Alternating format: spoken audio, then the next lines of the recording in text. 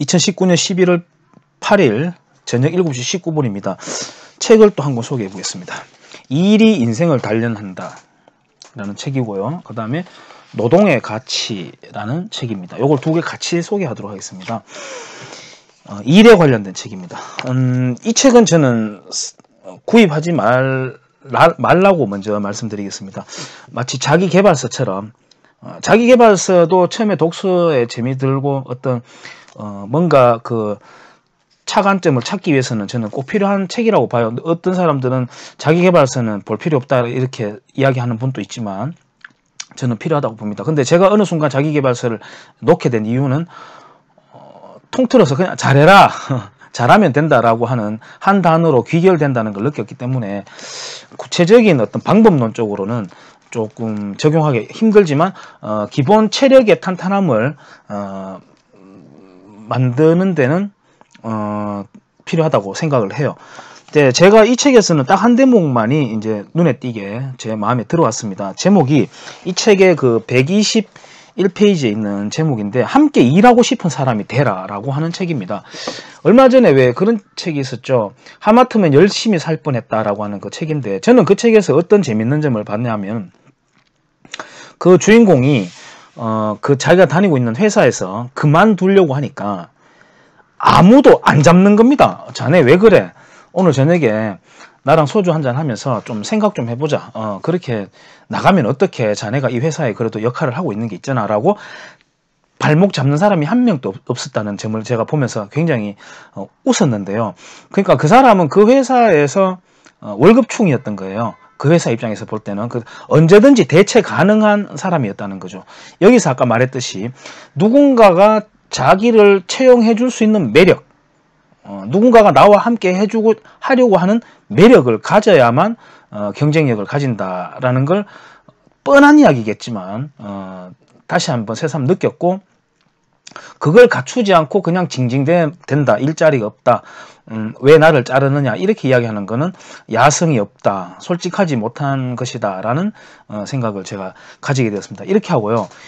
이 최승로 씨가 쓴 노동의 가치라고 하는 책은 한번 소장해서 수시로 읽어보면서 하면 그냥 일에 관련된 것만이 아니라 역사적인 사례라든지 내력까지도 같이 소개가 되어 있어 가지고 교양을 높이고 하는데 도움이 된다고 저는 생각을 해요. 그 중에서 노예제도에 관련된 부분이 있습니다.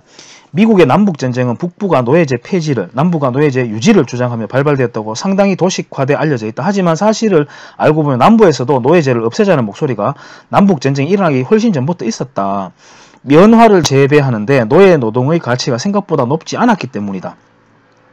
면화 이전에 담배를 생산하던 시기에도 노예 노동의 비효율성 때문에 노예제를 자진 폐지하려던 움직임이 있었다.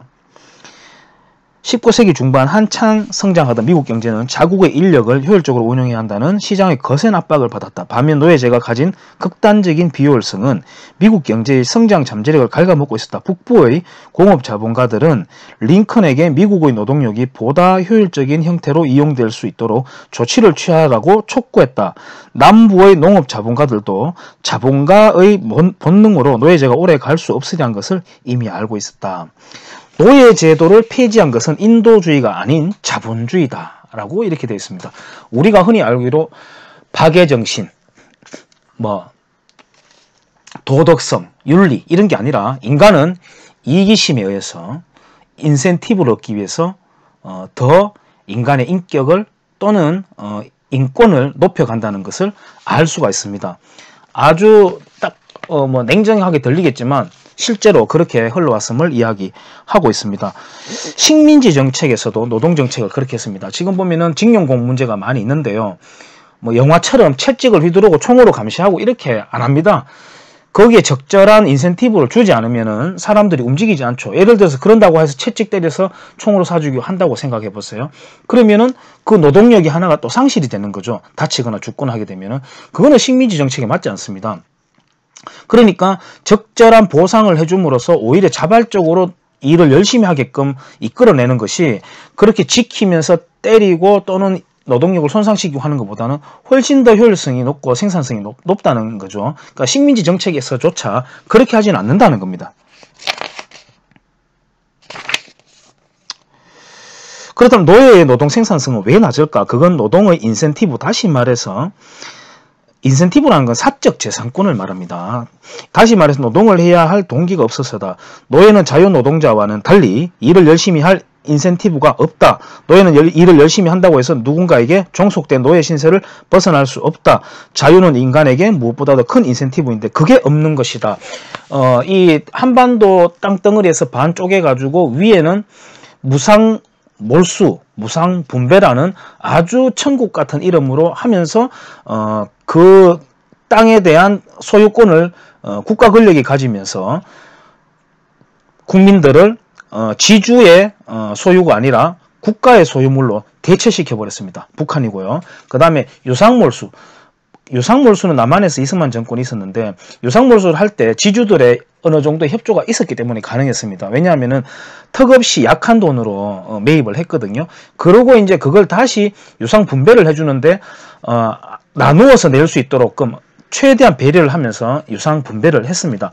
그 땅을 받게 된 사람들이 드디어 여기서 소작을 해서 열심히 해서 이 소출이 나오면은 내게 된다.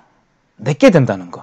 그게 일제시대 전에도 조선 사람들은 또는 일제시대 때에도 일제시대 전에도 조선 사람들은 왜 조선 안에서는 가난하고 조선을 벗어난 곳에서는 저렇게 근면성실하고 잘 살까를 외국의 선교사들이 그걸 캐치를 했었는데 바로 자기의 사적 재산권의 보장에 있는 거죠. 사적 재산권의 보장 없는 정치적인 자유를 줄게 인민민주주의 해라. 이거는 거짓말입니다. 인간은 노동을 통해 완성된다. 공산주의 사회는 잘 알려져 있다시피 사유재산을 인정하지도 않는다. 재산 축적이 불가능하니 상속할 것도 없다. 신분 변동이 없고 사유재산의 상속도 없으니 공산주의 국가의 시민은 현대판 노예와 다를 게 없다. 마르크스는 역사 발전을 도식화해 인간의 역사는 원시 공산 사회에서 고대 노예제 사회 그리고 중세 봉건 사회, 자본주의 사회를 거쳐서 최종적으로는 공산주의 사회가 도래한다고 했다. 이 도식을 갖고 있는 게 지금 청와대에 있는 멤버들입니다. 하지만 공산주의 사회의 노동자는 노예제 사회의 노예와 다를 게 없었다. 공산주의 사회가 자본주의 사회에 밀려 자연 도태된 이유다. 지금 비록 이제 지금 대한민국이 자유민주 체제 시장 경제가 있지만 그 헌법에서 119조 1항이 1항과 함께 87 체제 이후에 2항이 붙으면서 경제민주화 조항이 붙었는데 그러면서 한국 사회는 뭐 그것도 그렇지만은 세법에 있어서도 상속세가 무진장 세죠. 상속세가 커지면 커질수록 자기 사적 재산권이 약화됩니다. 그러면은 어떻게 되겠습니까? 활력이 떨어지고 야성이 떨어지게 되는 거죠. 자, 그런 걸 엿볼 수 있는 책인데요. 이 책은 한번 소장하면서 같이 보실 필요가 있을 것 같습니다. 이 책에서는 제가 아까 다시 정리해드리자면 내가 선택받을 수 있는 매력, 선택받을 수 있는 능력을 길러서 어필을 하고 그걸 시장에 나를 내놔야 된다라고 하는 내용을 저는 이 책 한 군데서 볼 수가 있었습니다. 이렇게 해서 이 두 가지 책을 간단하게 소개를 해봤습니다. 감사합니다.